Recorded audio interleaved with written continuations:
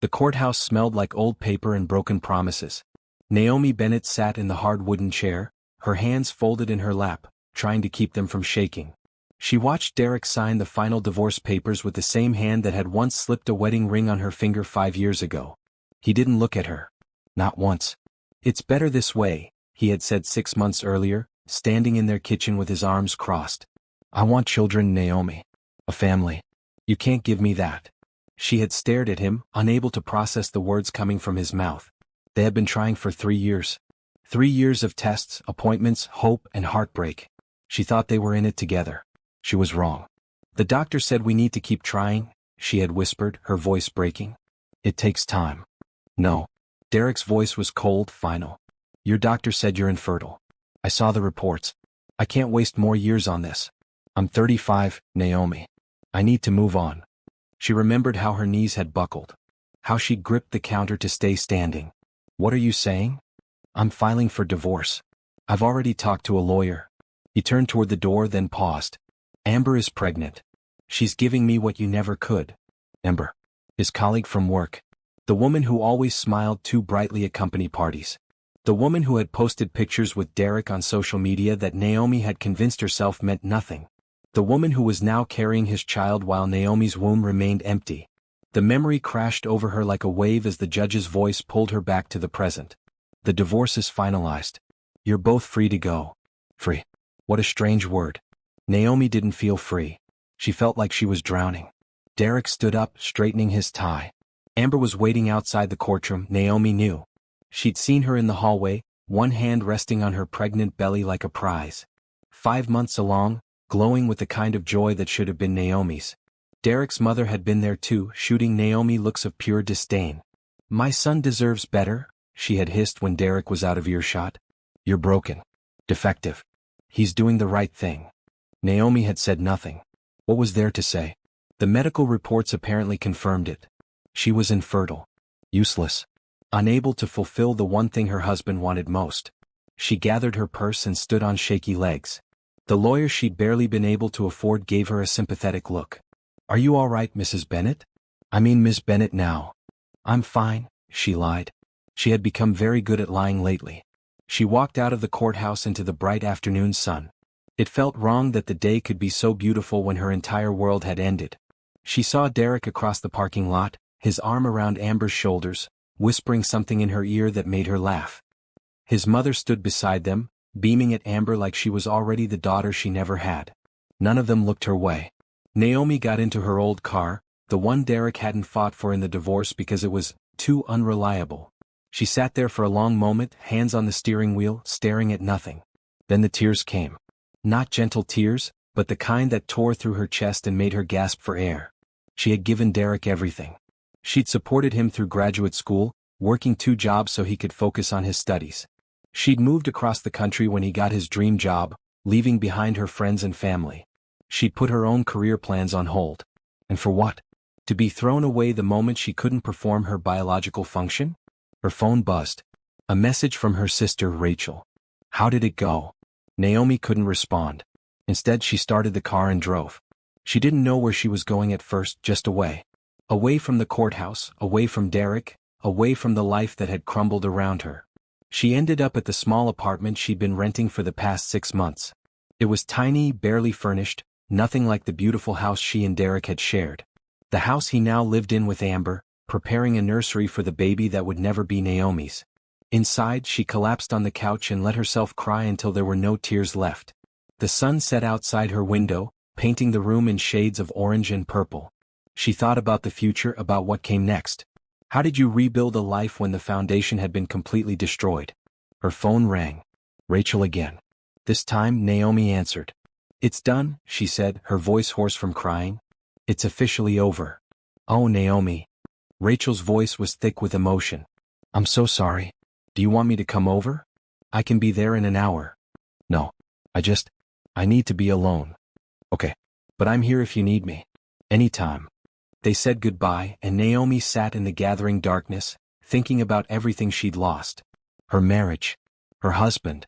The dream of children. Her sense of self-worth. Derek had taken it all. But as she sat there, something else began to grow in the emptiness. It started as a small spark, barely noticeable at first. Anger. Not the hot, explosive kind, but something colder. More determined. He had thrown her away like she was nothing. His family had mocked her. Amber had stolen her life with a smile on her face. And the worst part? They had all made her believe it was her fault. That her body was broken. That she deserved this. Naomi stood up and walked to the bathroom. She looked at herself in the mirror. Her eyes were red and swollen, her face blotchy from crying. She barely recognized the woman staring back at her. "This isn't the end," she whispered to her reflection. "I won't let it be." She didn't know how yet. She didn't know what came next. But she knew one thing with absolute certainty: she was going to survive this. More than that, she was going to build a life so incredible that Derek would regret ever letting her go. She washed her face, changed into comfortable clothes, and made herself eat something even though food tasted like cardboard. Then she sat at her laptop and started searching. Jobs in other cities. Fresh starts. New beginnings. By midnight, she had applied to 15 positions in Atlanta, a city where no one knew her story. Where she could be anyone she wanted to be. Where the label of infertile and divorced wouldn't follow her everywhere she went. She had no idea that her life was about to change in ways she couldn't imagine. That the medical reports Derek had shown her were lies. That her body wasn't broken at all. That in just a few short weeks she would discover a truth that would turn everything upside down. But that night, sitting in her small apartment with the divorce papers on her coffee table, all Naomi knew was that she was done being a victim. Derek had taken everything from her. Now it was time to take back her life. And maybe, just maybe, find a way to show him exactly what he'd thrown away. 3 weeks later, Naomi stood in front of her new office building in Atlanta, Georgia. The job offer had come through faster than she expected. Assistant manager at a corporate event planning company. It wasn't her dream job, but it was a paycheck in a new city where nobody knew about her failed marriage. Her apartment was small but clean, in a neighborhood full of young professionals starting over. Everyone here seemed to be running from something or running toward something. Naomi wasn't sure which category she fell into. Maybe both. The work was demanding, but she welcomed it. Anything to keep her mind occupied, to stop the constant replay of Derek's words. "You're infertile. You can't give me what I need." She threw herself into learning the business, staying late, volunteering for extra projects. Her boss, Patricia, was a sharp woman in her 50s who didn't believe in small talk. "You work hard," she told Naomi after 2 weeks. "I like that. Keep it up and you'll move up fast here." Naomi just nodded. Moving up was the only direction she was interested in anymore. It was a Tuesday morning when everything changed. Naomi was in the middle of coordinating a corporate conference when the room started spinning. She gripped the edge of her desk, trying to steady herself. "You okay?" Her coworker, Janet, appeared beside her with concern written across her face. "I'm fine. Just stood up too fast." But even as she said it, a wave of nausea rolled through her stomach. She barely made it to the bathroom before she was sick. When she came back to her desk, pale and shaky, Patricia took one look at her and said, "Go home. You're no good to anyone like this." Naomi wanted to argue, but another wave of dizziness hit her. "I think I might have caught a bug or something." "Or something," Patricia said with a knowing look that Naomi didn't understand. "Go. Rest. Come back when you're better." The nausea continued for 3 more days. On the 4th day, when she nearly fainted while getting ready for work, Naomi finally admitted she needed to see a doctor. She found a clinic near her apartment and made an appointment for that afternoon. The waiting room was full of people coughing and sniffling. Naomi sat in the corner, scrolling through her phone, trying not to think about the last time she'd been in a medical office. All those fertility appointments. All those tests. All those disappointed looks from Derek when the results came back negative month after month. Naomi Bennett? A nurse called her name. The examination was routine. Temperature, blood pressure, questions about her symptoms. The doctor, a kind woman named Dr. Patel, listened carefully as Naomi described the dizziness and nausea. "When was your last period?" Dr. Patel asked, making notes on her tablet. Naomi had to think about it. With everything that had happened, she hadn't been paying attention. "I don't know. 6 weeks? Maybe 7. Dr. Patel looked up, her expression neutral. "Is there any chance you could be pregnant?" The question hit Naomi like a physical blow. "No. I'm infertile.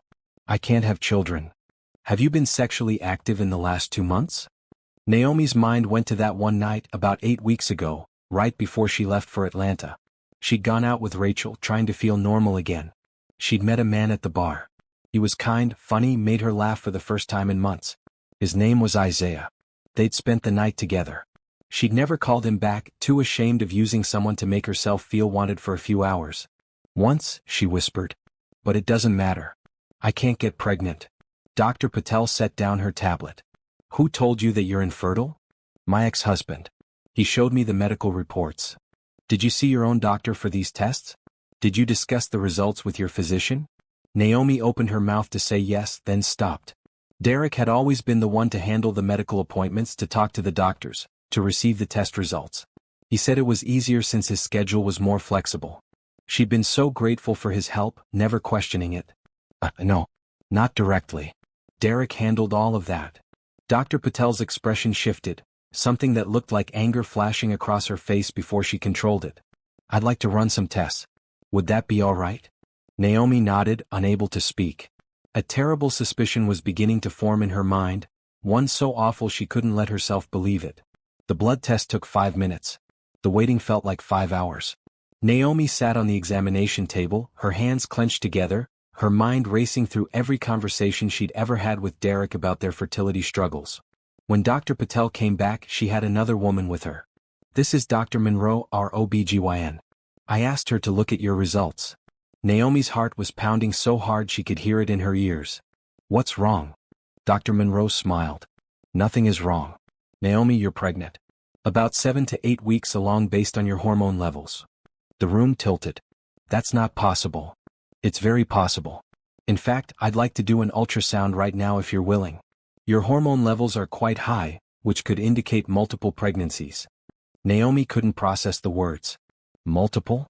20 minutes later, she was lying on an examination table, staring at a screen while Dr. Monroe moved an ultrasound wand across her belly. The room was dark except for the glow of the monitor. There, Dr. Monroe said, pointing to the screen.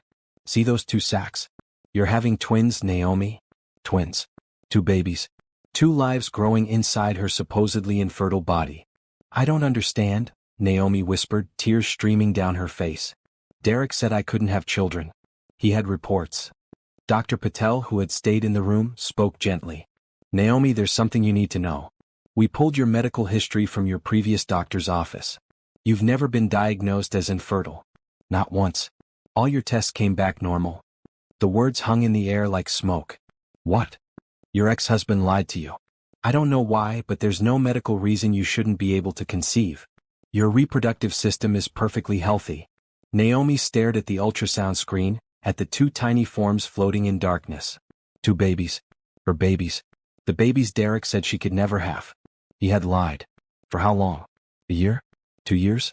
Had he been planning to leave her all along, just waiting for the right moment?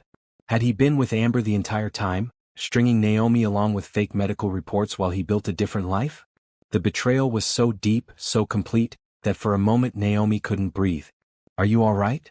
Dr. Monroe asked. This is a lot to process. He divorced me, Naomi said, her voice hollow. He divorced me because he said I was infertile.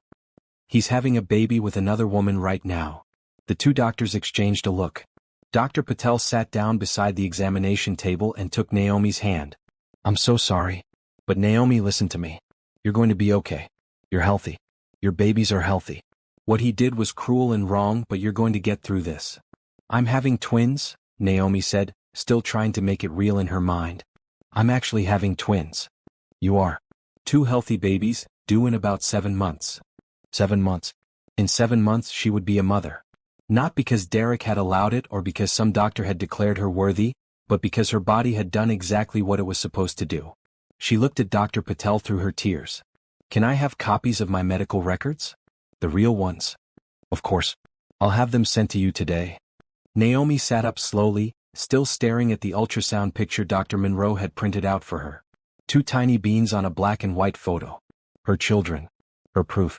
She left the clinic in a daze, the ultrasound picture clutched in her hand. Outside, the Atlanta sun was shining, people were going about their normal days, but Naomi's entire world had shifted on its axis. Derek had destroyed their marriage over a lie. He had made her believe she was broken, defective, less than a woman. He had taken away her confidence, her self-worth, her future. And all of it was based on reports he had falsified or hidden from her. She got into her car and just sat there for a long time looking at the ultrasound picture. Then she pulled out her phone and called Rachel.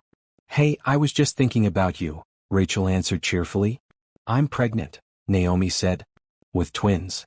The silence on the other end lasted for 3 heartbeats. Then Rachel said very quietly, "Derek told you that you were infertile." "He lied. He lied about everything." Naomi's voice broke. "The doctors here pulled my real medical records.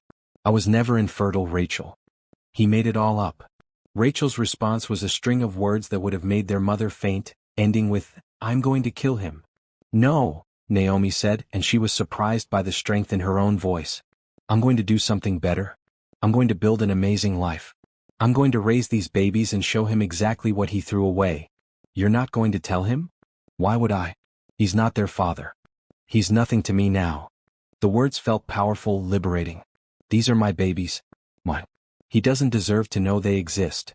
They talked for another hour, Rachel crying and cursing Derek in equal measure, Naomi slowly letting the reality sink in. She was going to be a mother. A single mother of twins, starting over in a new city with no support system and a job she'd only had for 3 weeks. It should have been terrifying. Instead, Naomi felt something she hadn't felt in months. Hope. She looked at the ultrasound picture one more time, then carefully placed it in her purse. Tomorrow she would figure out the practical things. How to afford this, how to tell her boss, how to prepare for 2 babies instead of 1. But tonight she let herself feel the joy. Pure, uncomplicated joy. Derek had tried to break her. He had lied to her, betrayed her, thrown her away like garbage. But he hadn't won. She was still here. Still standing. And now she had 2 perfect reasons to build a life better than anything he could imagine. She started the car and drove back to her apartment, already planning. She would work hard, save money, create a stable home for her children. She would prove to herself, if no one else, that she was strong enough to do this alone. And maybe, someday when Derek saw what she had become, he would realize the magnitude of his mistake. But that was for later. Right now, Naomi had twins to prepare for. Her new life was just beginning. 2 years changed everything. Naomi stood in the commercial kitchen she now leased, watching her team of 5 employees prepare food for a wedding reception that evening. The air smelled like fresh bread and roasted vegetables. Through the window she could see her catering van parked outside, her business name painted on the side in elegant script. Bennett's Bistro Catering. It still felt surreal sometimes. 3 years ago she'd been sitting in a divorce court, believing she was broken. Now she owned her own business and employed 5 people. The twins had arrived on a rainy Tuesday in May. Jordan and Jade. A boy and a girl, both healthy, both perfect. The pregnancy had been difficult. Carrying twins always was, but Naomi had worked until her 8th month, saving every penny she could. Patricia had been surprisingly supportive. "Take the maternity leave," she'd said. "Your job will be here when you get back." But something had shifted in Naomi during those first weeks with her babies. She'd spent her entire adult life supporting Derek's dreams, putting her own on hold. She'd always loved cooking, had dreamed of opening a catering business. Why not now? She'd used her small savings and a business loan to start Bennett's Bistro Catering, working from her apartment kitchen at first. Rachel had moved to Atlanta to help with the twins, and slowly, order by order, the business grew. Now Jordan and Jade were 2 years old, full of energy and personality. Jordan was serious and thoughtful, already showing an interest in helping mommy cook. Jade was wild and fearless, into everything, keeping Naomi on her toes every single day. Naomi? Her assistant manager, Simone, appeared at her elbow. "The Henderson wedding wants to add 50 more guests. Can we handle it?" Naomi ran the numbers in her head. "Yes. Call our supplier and increase the order. I'll adjust the timeline." This was her life now. Problem solving, managing staff, building something real. It was exhausting and stressful, and she loved every minute of it. The only thing missing was romance, but Naomi had made peace with that. She'd dated a few times in the past 2 years. Nothing serious, just dinners with nice men who didn't understand why she kept them at arm's length. The truth was, she didn't need a man to complete her life. She had her children, her business, her independence. She'd learned that lesson the hard way with Derek.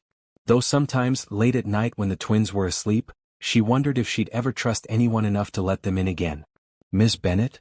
A man's voice came from the doorway of the kitchen. "I hope I'm not interrupting." Naomi turned to see a tall man in a business suit, maybe mid-30s, with kind eyes and an easy smile. "Can I help you?" "My name is Trevor Hamilton.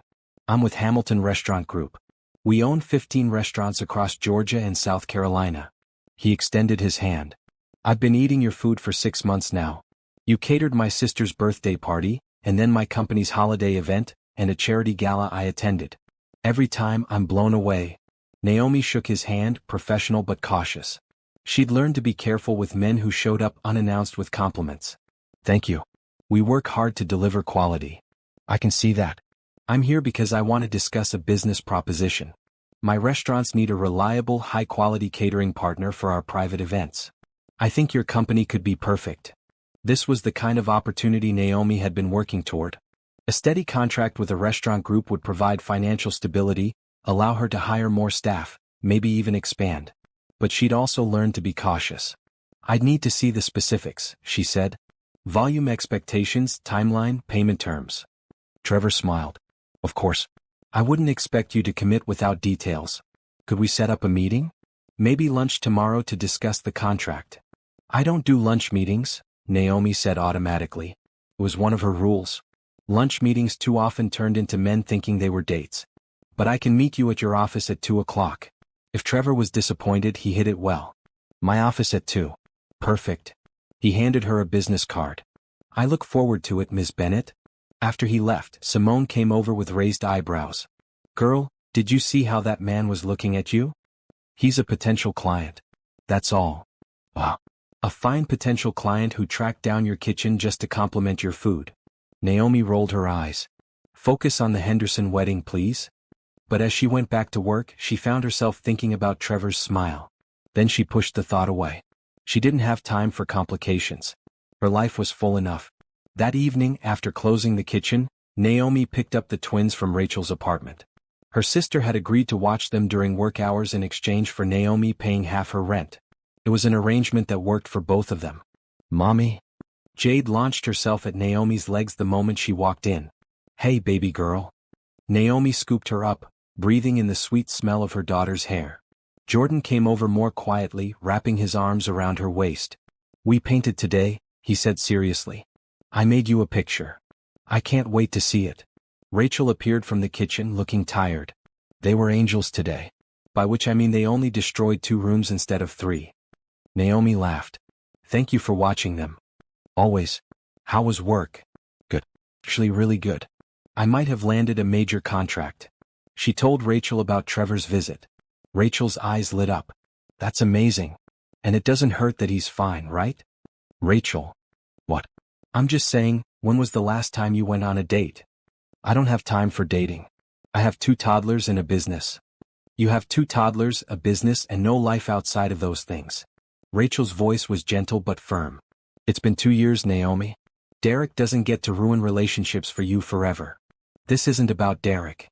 Isn't it? You won't let anyone close. Every guy who shows interest, you shut down immediately. Naomi bent down to help Jordan put on his shoes, avoiding her sister's eyes. I'm protecting myself. And my kids. That's not a crime. No. But it's not living either. The words stung because they were true. Naomi had built walls so high around her heart that nobody could scale them. But those walls also kept her safe. They kept Jordan and Jade safe. And that was more important than romance. I should get these 2 home, she said, changing the subject. Bath time in bed. Rachel sighed but let it go. Okay. But think about what I said. That night, after the twins were bathed and tucked into their beds, Naomi sat at her small kitchen table with a cup of tea and Trevor's business card. The meeting tomorrow could change everything for her business. Steady income, room to grow, financial security for her children. She looked at the card for a long time, then set it aside and opened her laptop. She had menus to plan and orders to place. That was real. That was safe. Everything else could wait. But as she worked, her mind kept drifting to Trevor's smile, to Rachel's words, to the possibility that maybe, just maybe, she didn't have to keep everyone at a distance forever. She pushed the thought away and focused on her work. She'd gotten this far alone. She didn't need anyone else. The twins were enough. The business was enough. She was enough. The meeting with Trevor had gone better than Naomi expected. The contract was solid, the payment terms fair, and within a month, Bennett's Bistro Catering was providing services for all 15 of his restaurant's private events. The extra income meant she could finally hire 2 more employees and move to a bigger commercial kitchen. It also meant she saw Trevor regularly. He checked in on events, always professional, always respectful. But there was something else there too, a warmth in his eyes when he looked at her, an interest he never quite voiced. "He likes you," Simone said one day as they packed up after an event. "And I think you like him too. He's a client.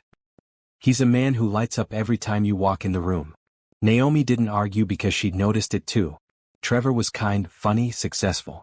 He asked about the twins, remembered their names, once brought Jordan a toy fire truck because Naomi had mentioned her son's obsession with fire engines. He was everything Derek hadn't been. Which was exactly why Naomi kept her distance. 4 months into the contract, Trevor finally made his move. They were reviewing invoices in his office when he set down his pen and looked at her. "Naomi, I need to be honest with you. I didn't seek out your business just because of the food, though it is incredible. I wanted a reason to see you regularly." Her heart did something complicated in her chest. "Trevor, I know you have a policy about keeping business and personal separate. I respect that. But I also think we have something worth exploring. Would you have dinner with me? Not a business meeting. Just dinner." She should have said no. It was her standard answer, the safe answer. But looking at Trevor's hopeful face, Naomi found herself wavering. "I have 2 kids," she said. "I don't have a lot of free time." "I know. And I'm not asking for a lot of time. Just a chance." "I'll think about it," she heard herself say. Trevor smiled, that warm, genuine smile that made him handsome. "That's more than I expected. Thank you." Naomi left his office feeling unsettled. She hadn't let anyone this close in years. The idea of opening herself up again, of trusting someone, terrified her. But maybe Rachel was right. Maybe Derek didn't get to control her life forever. 2 weeks later, she agreed to dinner. They went to a small Italian restaurant, and Trevor was the perfect gentleman. He asked about her life, shared stories about his own childhood, made her laugh until her stomach hurt. When he walked her to her car, he kissed her cheek and said, "Thank you for giving me a chance." That was all. No pressure, no expectations. They started seeing each other casually after that. Dinner every few weeks, coffee when their schedules aligned. Trevor met the twins and was wonderful with them. Jade immediately loved him, climbing into his lap to show him her toys. Jordan was more cautious, but even he warmed up eventually. "He's good with them," Rachel observed one Sunday when Trevor had stopped by with breakfast for everyone. "And more importantly, he's good to you." Naomi wanted to believe it could work. She really did. But every time she thought about letting Trevor all the way in, something held her back. Some deep fear that if she gave him her heart, he'd destroy it the way Derek had. "I like him," she told Rachel. "But I can't. I don't know if I can do this." "You don't have to rush. Just don't shut him out completely." Naomi tried. She really tried. But the walls around her heart were thick and high, built from betrayal and pain. Trevor was patient, never pushing, but she could see the frustration in his eyes sometimes. The question of why she wouldn't let him closer. Then, 6 months into whatever they were doing, Naomi's period was late. At first she didn't think much of it. Stress could mess with cycles. But when a week turned into 2, a familiar fear crept in. She bought a pregnancy test on her lunch break, her hands shaking as she paid. She took it in the bathroom of her commercial kitchen, unable to wait until she got home. 2 minutes later, she stared at the positive result with her heart in her throat. Pregnant. Again. But this time was different. She and Trevor had been careful, using protection every time. Though there was that one night about 8 weeks ago when the condom had broken. They talked about it, decided it was probably fine, that the odds were low. Apparently the odds didn't care. Naomi sat on the closed toilet lid trying to process. Another baby. She was 33 years old, had 2-year-old twins, a business that demanded all her time and energy. How was she supposed to do this again? And what about Trevor? They weren't even officially together. He'd been so patient, waiting for her to open up, and now she was going to tell him she was pregnant with his child? She made an appointment with Dr. Monroe for the next day. The ultrasound confirmed it. 7 weeks along, 1 healthy baby, due in 7 months. "How do you feel about this?" Dr. Monroe asked gently. She knew Naomi's history, knew how complicated her feelings about pregnancy had become. Terrified, Naomi admitted. "I didn't plan this. I'm barely managing 2 kids and a business. How am I supposed to handle 3? The same way you've handled everything else. One day at a time." Dr. Monroe smiled. "You're strong, Naomi. Stronger than you know." That evening, Naomi asked Trevor to come over after she put the twins to bed. He arrived with concern written across his face. "Is everything okay? You sounded upset on the phone." Naomi handed him the ultrasound picture without a word. Trevor stared at it for a long moment. Then he looked up at her, his eyes wide. "You're pregnant?" "Yes." "Is it yours?" "Yes." She wrapped her arms around herself. "I know this isn't what either of us planned. And I know we're not even really together. But I'm keeping this baby, Trevor. I just thought you should know." Trevor sat down heavily on her couch, still holding the ultrasound picture. For a terrible moment, Naomi thought he was going to walk away. That she was about to be abandoned again. Then he looked up at her with tears in his eyes. "I'm going to be a father? If you want to be. I'm not asking for anything from you. I can do this alone." "Alone?" Trevor stood up, crossing to her.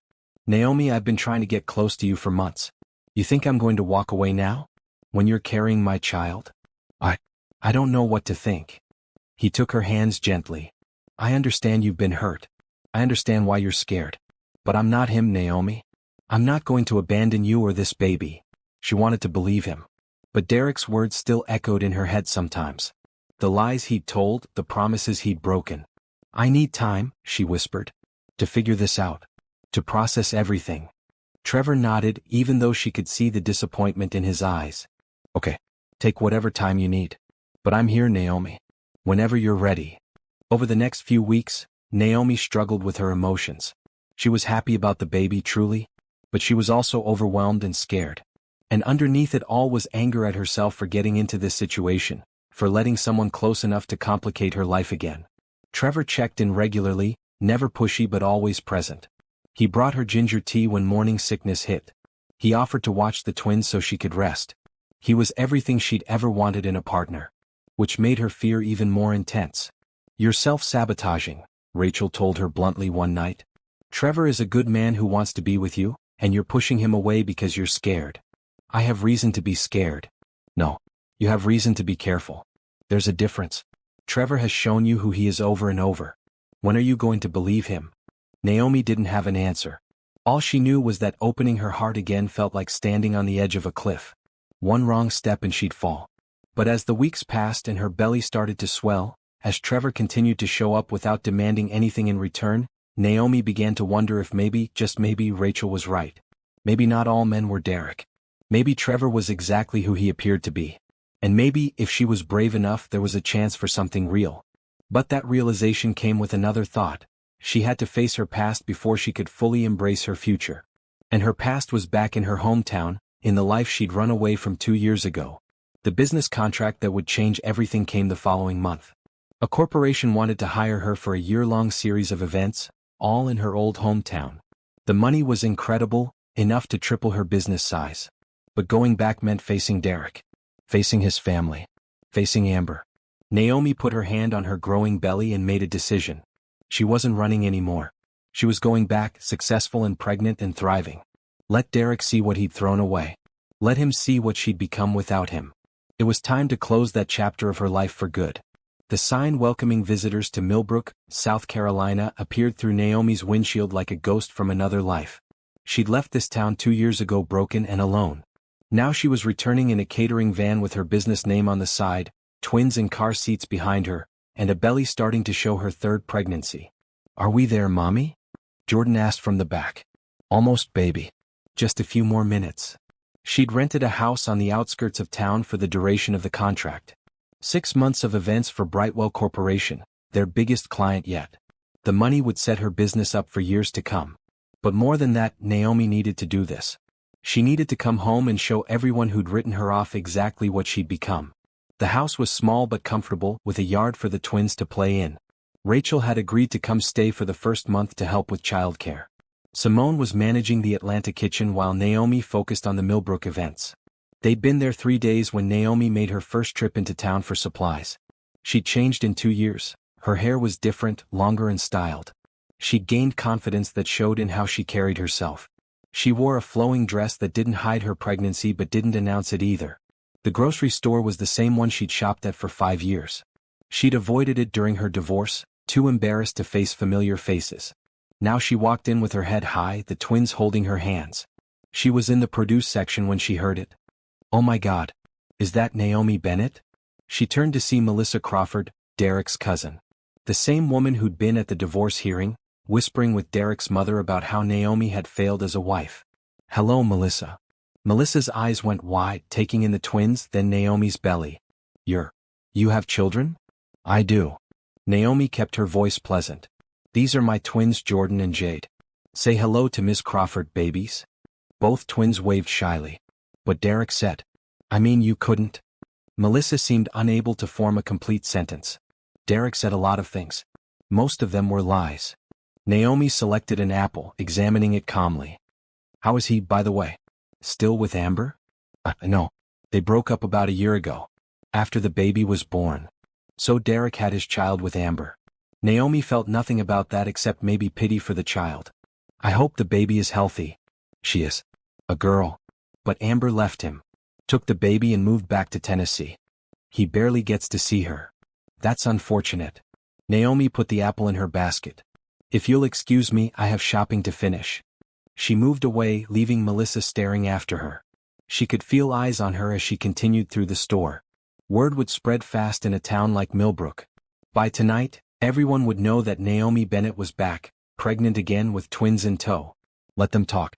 The first event for Brightwell Corporation was a retirement party for their CEO.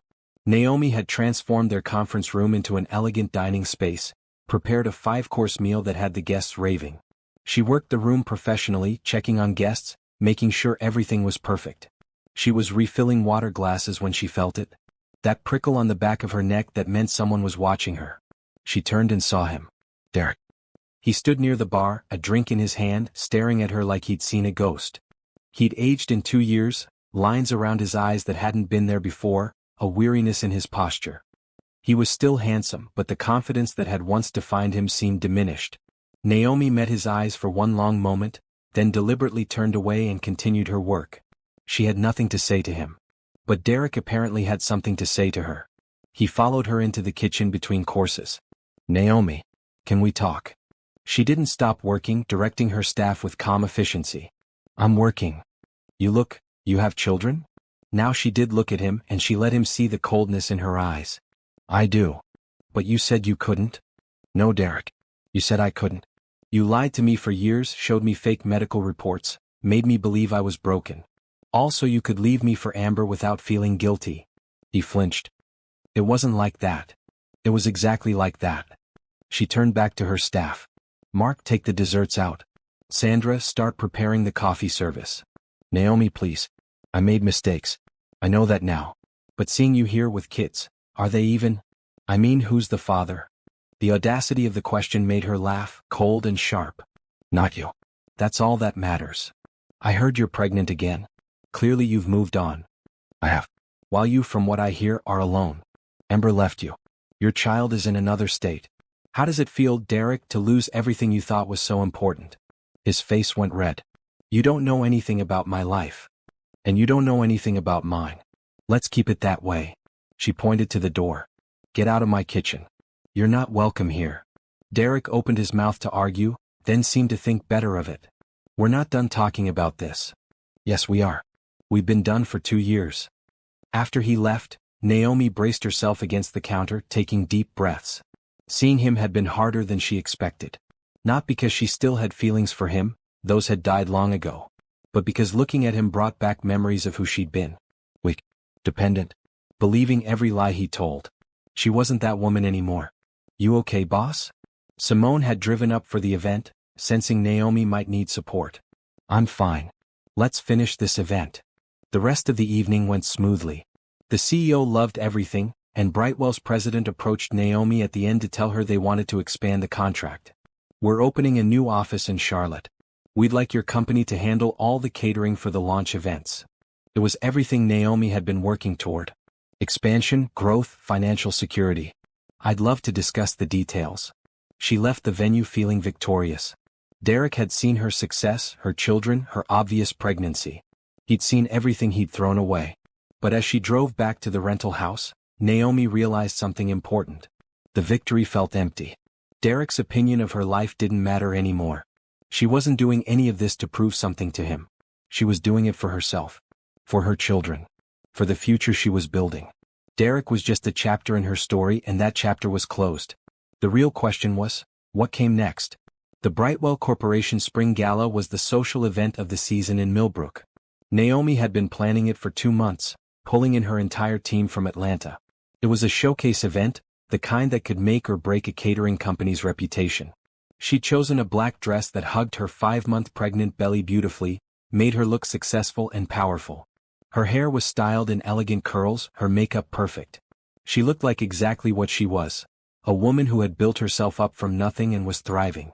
The venue was the historic Millbrook Hotel, its ballroom transformed into a garden paradise. 500 guests, a live band, an elaborate menu that had taken weeks to perfect. This was Naomi's moment to shine. Derek's mother was one of the first people she saw. Helen Bennett stood near the entrance in an expensive dress, talking to a group of women. Her eyes landed on Naomi and her face went pale. Naomi smiled and walked past her without a word. Let Helen wonder. Let her stew in the knowledge that the woman she'd called defective was now the most successful caterer in 3 states. The event was going perfectly. Guests praised every course, the Brightwell executives were thrilled, and Naomi's staff was executing flawlessly. She was checking on the dessert service when she heard raised voices from the hallway. You need to leave. This is a private event. That was Thomas, her security coordinator. Naomi hurried to the hallway and found him blocking Derek from entering. Derek looked drunk, his tie loose, his face flushed. I just want to talk to her. And I want you to leave. Naomi stepped forward. Thomas, it's okay. I'll handle this. Thomas looked uncertain but stepped back. Naomi led Derek down the hallway to an empty conference room, aware that she shouldn't be alone with him but too angry to care. What do you want, Derek? I want to know if those twins are mine. She'd been expecting this, but hearing him say it still made her furious. They're not. How do I know that? The timeline matches. We were still married when. We hadn't slept together in 8 months before the divorce. Naomi cut him off. You were too busy with Amber, remember? And I got pregnant 2 months after I left town. Do the math. But you said you were infertile. No, you said I was infertile. You lied, Derek. You created fake medical reports, or you bribed doctors, or you just told me lies and I believed you because I trusted you. But I was never infertile. My children are proof of that. Derek stumbled backward like she'd hit him. What? When I left town I found out I was pregnant. Then I got my real medical records. Every test I'd ever taken came back normal. You lied to me for years. I never. There must have been a mistake. The only mistake was me believing you. Naomi's voice was ice. You destroyed our marriage over a lie. You made me hate my own body. You threw me away like I was nothing. And why? So you could be with Amber without feeling guilty? It wasn't like that. Then what was it like, Derek? Explain to me why you would do something so cruel. He couldn't meet her eyes. Amber got pregnant. It was an accident. And I thought, if you believed you couldn't have kids, you'd let me go without a fight. I thought I was doing the kind thing. The kind thing. The rage that swept through Naomi was so intense she had to grip the edge of a table to stay steady. You thought lying to me about my own body, making me believe I was broken, divorcing me and humiliating me in front of the entire town? You thought that was kind? I was wrong. I know that now. Amber left me. Took our daughter. I barely get to see her twice a year. My job fired me because of the scandal. What scandal? Derek looked away. Someone sent my bosses proof that I'd been falsifying your medical records. Forging documents to make it look like you couldn't conceive. It's illegal, Naomi. I lost everything. Naomi felt no satisfaction in this revelation. Just a weary kind of justice. Good. You deserve that. I know. I know I did. Derek moved closer, desperation in his eyes. But seeing you now, with children, successful, I realize what I lost. Naomi, I made a terrible mistake. If there's any chance we could. Stop. She held up her hand. Whatever you're about to say, don't. I still love you. No, you don't. You love the idea of me now that I'm successful. You love what I've become because it's what you always wanted. A woman who could give you children and status and success. But you didn't want me when I was broken. When I needed you. That's not fair. Fair? Naomi laughed bitterly. You're talking to me about fair? You destroyed my life over a lie and now you want sympathy because you're facing consequences. I want a chance to make it right. There is no making this right. You can't undo what you did. Those years I spent hating myself, believing I was less than a woman, I can't get those back. The marriage we had, the trust, that's gone forever. So that's it? You've just moved on? Yes. She touched her belly. I have a good life now. A business I built from nothing. Beautiful children. A future that doesn't involve you in any way. And the father of that baby? You're together? That's none of your business. Derek's face twisted with something ugly. So you'll be with someone else but not give me a second chance? You didn't make a mistake, Derek. A mistake is forgetting an anniversary or saying something hurtful in an argument. What you did was calculated and cruel. You spent years lying to me. Years. You don't get a second chance after that. My mother was right about you. You're cold. Your mother called me defective and broken. She mocked me at our divorce hearing. She told everyone in this town that I'd failed as a wife. And you let her. Naomi moved to the door. I'm cold because you froze my heart. But I survived. And now I'm thriving. Without you. She opened the door and found half the gala staff standing in the hallway. They'd obviously heard everything. Among them was Melissa Crawford, Derek's cousin, and several other prominent members of Millbrook society. Naomi didn't care. Let them hear the truth. If you come near me or my children again, she said clearly, I'll get a restraining order. Stay away from me, Derek. You're part of my past and that's where you're staying. She walked back to the gala, head high, leaving Derek in the conference room with an audience who just heard every detail of what he'd done. The whispers started immediately. Naomi could feel eyes on her as she moved through the ballroom, directing her staff. But this time, the looks weren't pity or judgment. They were respect. Admiration even. She'd faced her past and won. Helen Bennett found her near the end of the evening. The older woman looked smaller somehow, diminished. I owe you an apology. You owe me a lot more than that. Naomi didn't stop working. But I'll accept the apology if it makes you feel better. I didn't know Derek had lied about the medical records. You thought I was defective. You called me that to my face, Helen. You told me I'd failed your son. Naomi finally looked at her.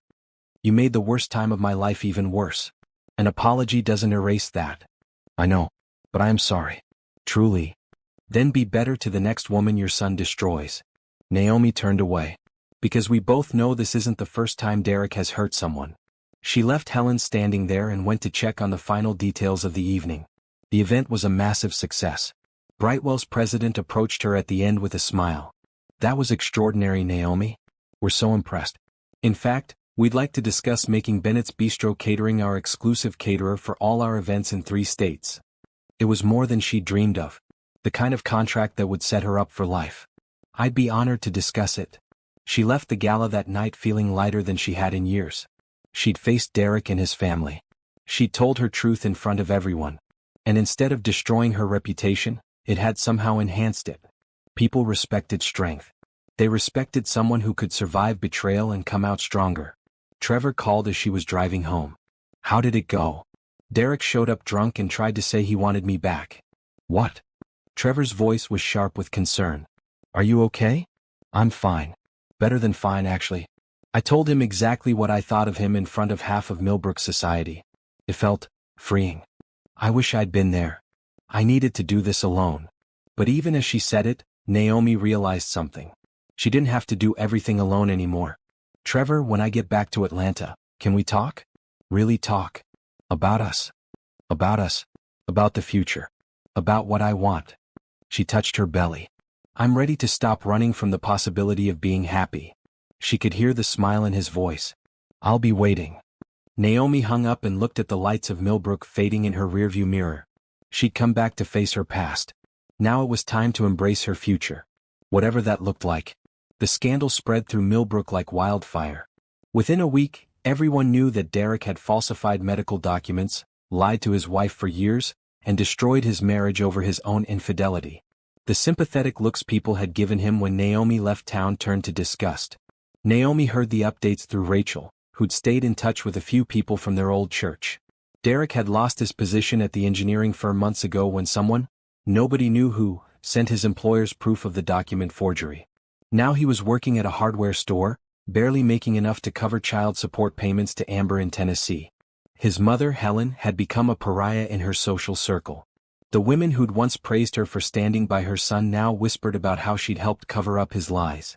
Her bridge club asked her to step down. Her charity board position was quietly eliminated. Naomi should have felt satisfaction. But mostly she felt nothing. These people didn't matter to her anymore. What mattered was the empire she was building. The Brightwell contract had led to 3 more major corporate clients.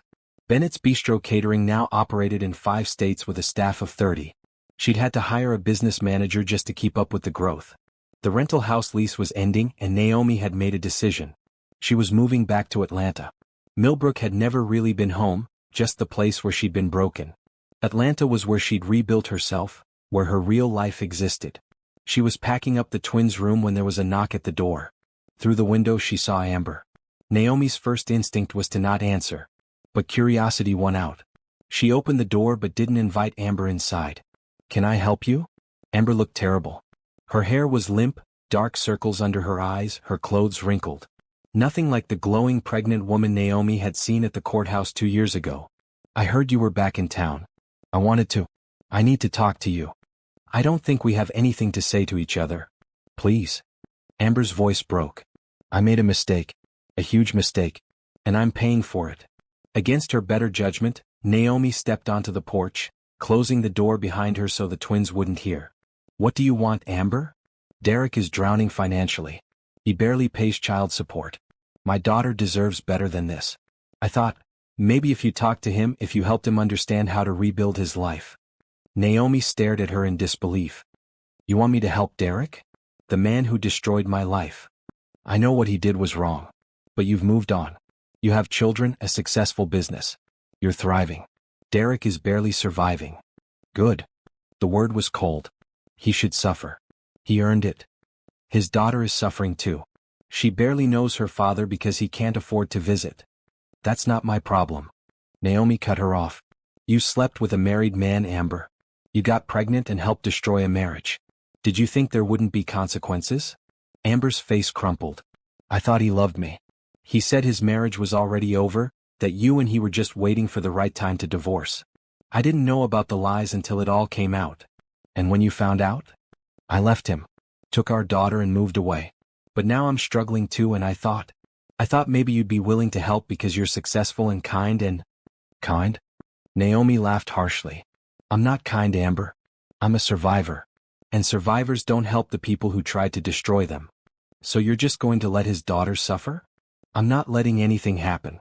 Derek's choices led to this. Your choices led to this. Figure it out yourselves." She turned to go back inside, but Amber grabbed her arm. "Please. I know I don't deserve your help. But my daughter does. She's innocent in all of this." Naomi pulled her arm away. "You know what my children are? Proof that Derek lied to me for years. Proof that he destroyed our marriage for nothing. Your daughter has a father. My children don't. So don't talk to me about innocent children suffering." She went inside and closed the door, locking it firmly. Through the window, she watched Amber stand on the porch for a long moment before finally walking away. Rachel came down the stairs, Jordan and Jade trailing behind her. "Was that who I think it was?" "Yes." "What did she want?" "Help. For Derek." Naomi shook her head. The audacity of these people. "Are you okay?" "I'm fine. Actually, I'm better than fine. I'm done with all of this." She looked at her sister. "We're going home to Atlanta next week. I'm done with Millbrook." That evening, Naomi got a call from her lawyer. "I thought you should know. Derek filed a petition to establish paternity of your twins." Naomi's blood went cold. "What?" "He's claiming that based on the timeline the children could be his. He wants court-ordered DNA tests. They're not his. I got pregnant months after we divorced." "I know. And we'll prove that. But this is going to be a fight, Naomi. Derek is desperate and desperate people do foolish things." She hung up feeling sick. Derek wasn't going to let this go. He'd lost everything and now he was trying to claim her children as some kind of consolation prize. "Not happening," she said to the empty room. "Not ever." The court hearing was scheduled for 2 weeks later.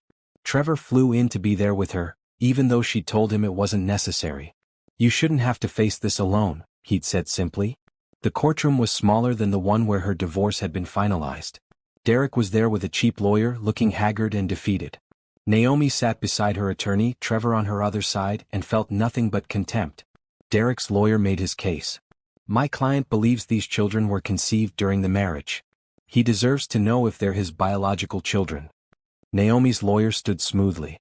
"Your Honor, my client's medical records show that she was still undergoing fertility treatments during her marriage, treatments that were unsuccessful. She conceived these children via artificial insemination several months after the divorce was finalized, using an anonymous donor. It was a lie but a strategic one.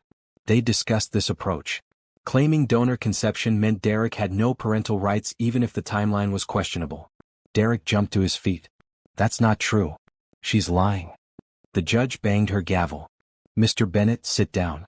Ms. Bennett, do you have documentation to support this claim? Naomi's lawyer produced papers from the fertility clinic in Atlanta. Another strategic lie, but one that protected her children. The conception date is clearly documented, Your Honor. Well after the divorce was finalized. The judge reviewed the documents. Then she looked at Derek with cold eyes. Mr. Bennett, are you aware that you're on record as having falsified medical documents regarding your ex-wife's fertility? Derek's lawyer tried to interject, but the judge held up her hand. I've read the case file. You told Ms. Bennett she was infertile, showed her fake medical reports, divorced her on those grounds, and then it came to light that you'd fabricated everything. Now you're trying to claim children she had after your divorce? This looks like harassment, Mr. Bennett. I just want to know if they're mine. They're not, Naomi said clearly. And even if they were, you'd have no rights. You threw away any claim to be a father when you destroyed our marriage over a lie. The judge ruled in Naomi's favor. Derek's petition was denied, and the judge issued a restraining order preventing him from contacting Naomi or coming near her children. Walking out of that courthouse, Naomi felt the final weight lift from her shoulders. Derek couldn't touch her anymore. Couldn't touch her children. The past was finally truly over. You lied about the donor conception, Trevor said quietly as they walked to the car. I protected my children. That's all that matters. I'm not judging. You're incredible, you know that? She looked at him, this man who'd stood by her through everything, who'd never asked for more than she was willing to give. I think I'm finally ready. Ready for what? To stop being scared. To let someone in again. She took his hand. If the offer's still open. Trevor's smile was brighter than the afternoon sun. It's always been open. 3 days later, Naomi left Millbrook for the last time. Her catering van was packed, the twins were buckled in, Rachel sat in the passenger seat. In her rearview mirror, the town grew smaller and smaller until it disappeared completely. She was going home. To Atlanta, to her business, to Trevor, to the life she'd built from nothing. Derek and Amber and Helen and all the rest of them could keep their small-minded town in their judgment. Naomi had something better. She had herself. And that was enough. More than enough. Atlanta welcomed Naomi back like an embrace. Her commercial kitchen hummed with activity, her staff working seamlessly to fulfill orders that had continued to pour in. The news of her Millbrook triumph had spread through industry circles. Not the scandal, but the success. Bennett's Bistro Catering was now the most sought-after catering company in the Southeast. But the biggest change was Trevor. For the first time since Derek, Naomi let someone truly close. Trevor moved into her house slowly, carefully, always checking to make sure she was comfortable. He was wonderful with Jordan and Jade, patient and kind, never trying to replace a father they'd never known but simply being present. I love you, he told her one night after the twins were asleep, his hand resting gently on her pregnant belly. All 3 of you. Soon to be 4. Naomi believed him. That was the miracle, she actually believed him. She was 7 months pregnant when Isaiah reappeared. Naomi was at the commercial kitchen going over menus with Simone, when a man walked through the front door. Tall, dark-skinned, with kind eyes that she recognized immediately even though it had been nearly 3 years since she'd seen him. Naomi? The name. The voice. She'd remember that voice anywhere because it had been the last time she'd felt wanted before everything changed. The night they'd spent together had been brief but tender, and then he'd disappeared, leaving her with just a first name and fading memories. And unknowingly with twins. Isaiah. Her heart started pounding. What are you doing here? I've been looking for you for 2 years. He stayed by the door, uncertain. Can we talk? Please? Simone looked between them with raised eyebrows. Naomi nodded slowly. My office. 5 minutes. She finished her conversation with Simone, her mind racing. Isaiah was here. The man who was actually Jordan and Jade's father, though he had no idea. The man she'd spent one night with and then run from because she was too broken to handle any kind of connection. In her small office, Isaiah stood awkwardly by the window. Up close, she could see the exhaustion in his face, the worry lines that hadn't been there before. How did you find me? She asked. It took a while. You never called me back and I only knew your first name. But I finally tracked you down through your business. He ran a hand over his face. Naomi, I need to explain why I disappeared. It's fine. We barely knew each other. That's not true. We connected that night. I felt it and I think you did too. Then I just vanished. He sat down heavily. The morning after we met, I got a call. My mother in Jamaica had a stroke. I flew out that day. She needed constant care and I couldn't leave her. I'm sorry about your mother. She passed away 6 months ago. It took this long to settle her affairs, deal with the property, everything. He looked at her directly. But I thought about you the entire time. I tried to find you before I left, but you'd already moved. I only had your first name. Naomi's hand instinctively went to her belly. She was carrying Trevor's child, but Jordan and Jade were Isaiah's biological children. Did she tell him? Did she open that door? I've moved on, she said carefully. My life is very different now. I can see that. His eyes went to her pregnant belly. You're having a baby? Yes. Something flickered across his face. Disappointment, maybe, or regret. You're with someone? I am. A good man. We're building a life together. I'm happy for you. He didn't sound happy. He sounded lost. I shouldn't have come. I just needed to know you were okay. To explain why I left. He stood to go and Naomi felt something twist in her chest. This man was her children's biological father. He had a right to know they existed. But telling him would complicate everything. Her relationship with Trevor, the story she'd told in court about donor conception, the life she'd so carefully constructed. Isaiah, wait. He turned back, hope lighting his face. Naomi took a deep breath. Then she walked to her desk and pulled out her phone. She showed him a picture of Jordan and Jade. These are my twins. They're 2.5 years old. Isaiah stared at the photo. She watched as he did the math as understanding dawned in his eyes. Naomi, are they? They're yours. Biologically. I found out I was pregnant about a month after that night. He sank back into the chair, his eyes never leaving the photo. I have children? You have children. But Isaiah, you need to understand something. I'm not asking you for anything. I built a life for them. They're happy, healthy, loved. I didn't tell you before because I couldn't find you and then I moved on. Can I meet them? His voice was rough with emotion. Please, Naomi. I'm not trying to disrupt your life or make demands. But if they're mine, I need to meet them. She'd known he would ask. Of course he would ask. And despite all her careful planning, all her protection of her small family, Naomi found she couldn't say no. They don't know about you. I told them their father was someone I knew briefly who went away. That's not far from the truth. Trevor, the man I'm with now, he's been like a father to them. They call him Trevor, not Daddy, but he's important to them. I'm not trying to replace anyone. I just want a chance to know them. To be part of their lives if you'll let me. Naomi studied his face. He looked sincere, genuinely emotional about discovering he had children. But she'd been fooled by sincerity before. If I let you into their lives, you have to be consistent. Kids need stability. I won't have you meeting them and then disappearing again. I'm not going anywhere. I swear. And Trevor stays in the picture. He's been there for them since they were babies. You two will have to figure out how to co-parent peacefully. I can do that. Naomi made a decision that would either be the best thing she'd ever done or a terrible mistake. Come to dinner tomorrow night. Meet the twins. We'll figure out the rest from there. That evening she told Trevor about Isaiah. They sat in her living room after the twins were asleep, and she explained everything.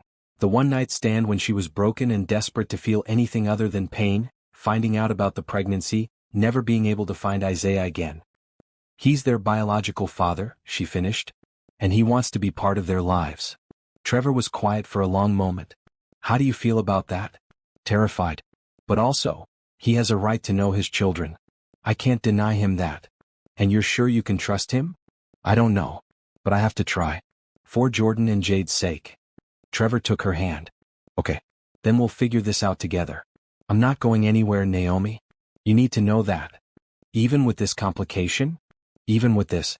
I love you. I love Jordan and Jade. Whatever happens with Isaiah doesn't change that. For the second time that day, Naomi felt overwhelmed by emotion. Trevor was nothing like Derek. Nothing at all. The dinner the next night was awkward at first. Isaiah arrived with gifts for the twins, thoughtful gifts, not random things grabbed at a store. A book about Jamaica for Jordan, who loved reading. A toy doctor's kit for Jade, who'd been saying she wanted to help people when she grew up.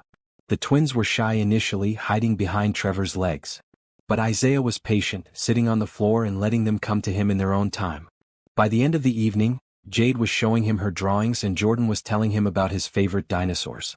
"They're amazing," Isaiah said to Naomi as he was leaving. "You've done an incredible job with them." "Thank you. Can I see them again? Maybe take them to the park this weekend?" Naomi looked at Trevor, who nodded slightly. "Okay. Saturday afternoon. We'll all go together." Isaiah's face fell slightly at the all, but he agreed. Saturday it is. Over the following weeks, a routine developed.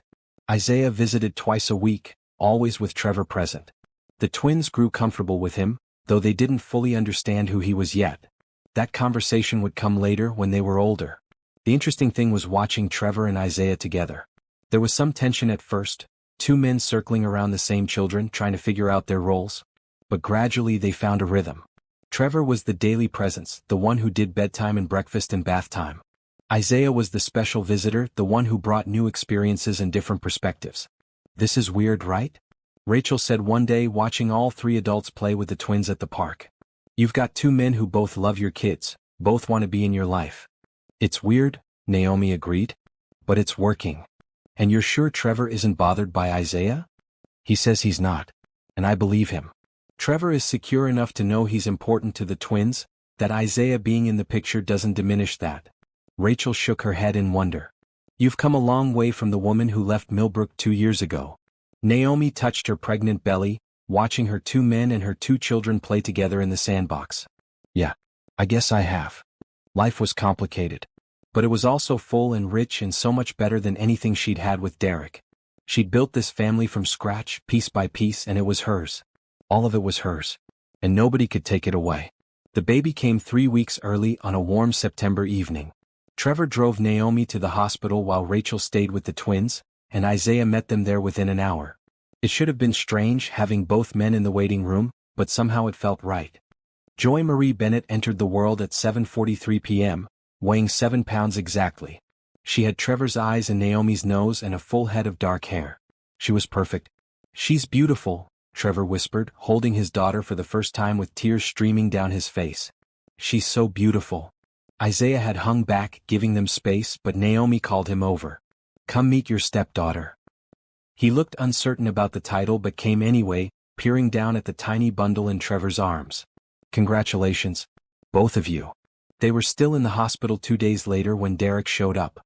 Naomi was nursing Joy in her private room when there was a commotion in the hallway. She heard Trevor's voice, sharp and angry, then another voice she'd hoped never to hear again. "I just want to talk to her." Trevor appeared in the doorway, his face furious. "Derek is here. Security is on the way, but—" "Let him in." Naomi's voice was calm. She'd been expecting this.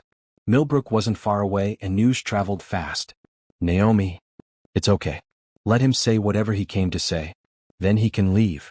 Trevor looked like he wanted to argue, but he stepped aside. Derek pushed past him into the room, and Naomi got her first good look at her ex-husband in months. He looked awful. Thin, unshaven, with the desperate look of a man who'd lost everything and was trying to claw his way back. "You had another baby." His eyes were on Joy, and something in his expression made Naomi pull her daughter closer. "I did. And you need to leave. I heard you're with someone. That he's the father." Derek's voice was bitter. "How many men have there been, Naomi? First the twins' father, now this one? You moved on pretty fast for someone who claimed to love me." Trevor stepped forward, but Naomi held up her hand. She could handle this. "Yes, I moved on. Because you destroyed our marriage with lies and betrayal. What did you expect me to do? Pine for you forever? I expected you to remember that we had 5 years together. That we built a life. You built a life. I just lived in it, believing every lie you told me." She adjusted Joy in her arms. "Why are you really here, Derek?" "Because I'm drowning." The words burst out of him. "I lost everything. My job, my reputation, my daughter. Amber won't let me see her. My mother won't speak to me. I'm working retail, living in a studio apartment, and I can barely afford to eat. Meanwhile, you're here with 3 kids, a successful business, and a new man. It's not fair." "Fair?" Naomi's voice was ice. "You want to talk about fair? You lied to me for years. You made me believe I was broken. You divorced me and humiliated me. And now you're upset because you're facing the consequences." "I was wrong. I admitted that. But does that mean I deserve to lose everything?" Yes. The word was simple, final. You do. Because you didn't just make a mistake, Derek. You systematically destroyed another person's self-worth over an extended period of time. You falsified legal documents. You committed fraud. You betrayed vows you made in front of family and God. So yes, you deserve every single thing that's happened to you. Derek's face crumpled. I came here to apologize.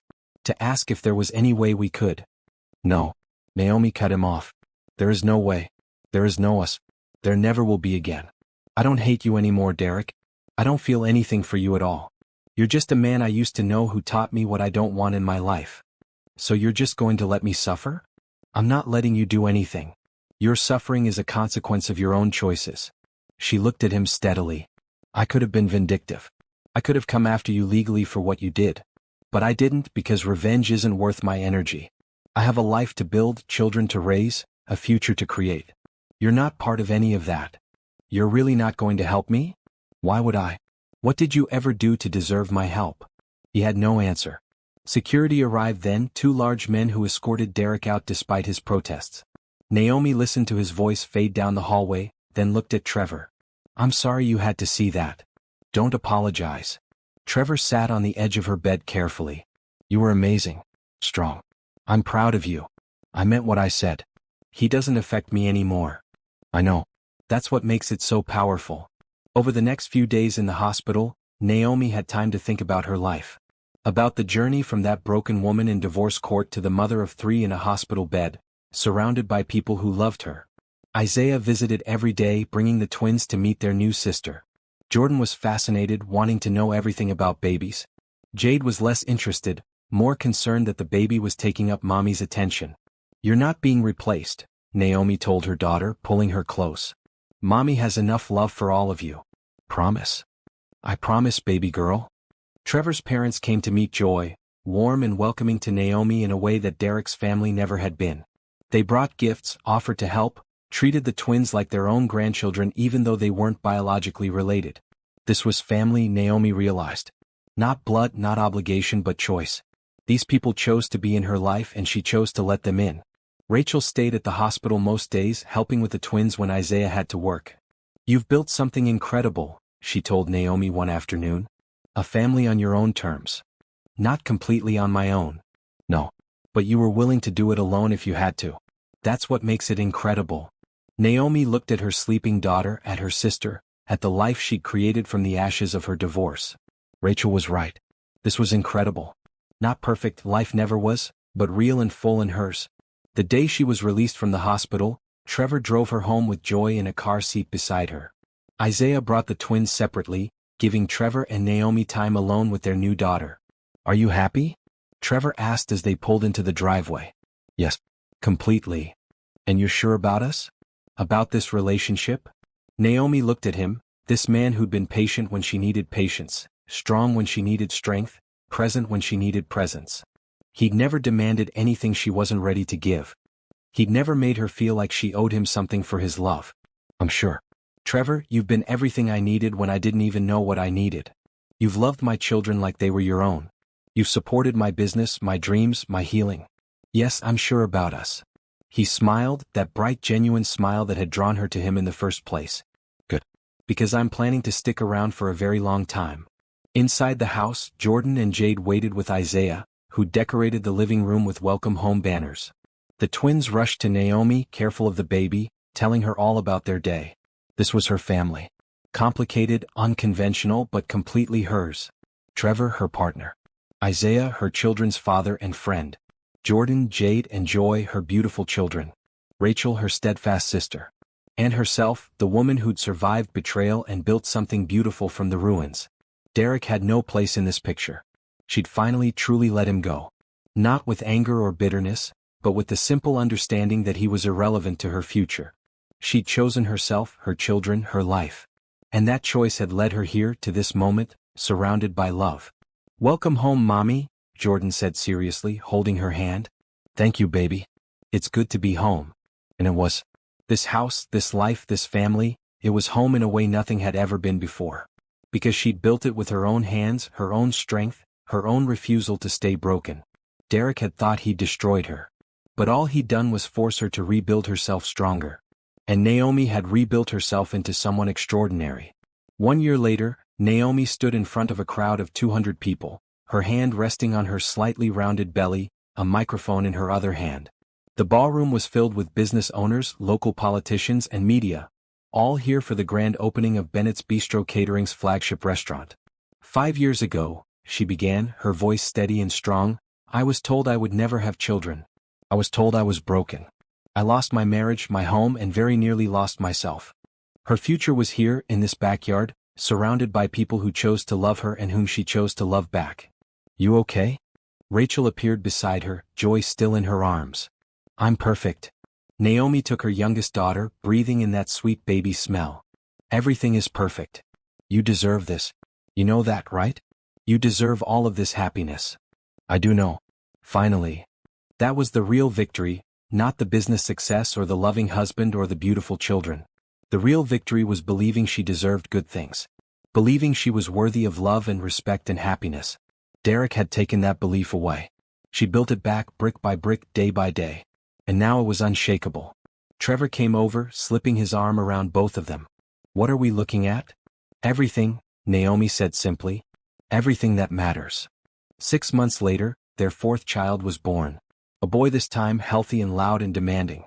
They named him Marcus. No, wait, she promised not to use that name.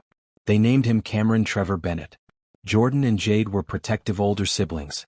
Joy was fascinated by the baby, always wanting to help. Isaiah was a steady presence, co-parenting the twins with grace and maturity. Trevor was an amazing father to both Joy and Cameron, loving them fiercely. Bennett's Bistro Catering continued to grow. Naomi hired a CEO to manage day-to-day operations, allowing her to focus on creative direction and spending time with her children. The restaurant thrived, winning awards and accolades. But more than the business success, Naomi found satisfaction in the small moments. Reading bedtime stories to her children. Cooking Sunday dinner with Trevor. Watching Isaiah teach the twins about their Jamaican heritage. Laughing with Rachel over coffee while the kids played. These were the moments that mattered. These were the victories that counted.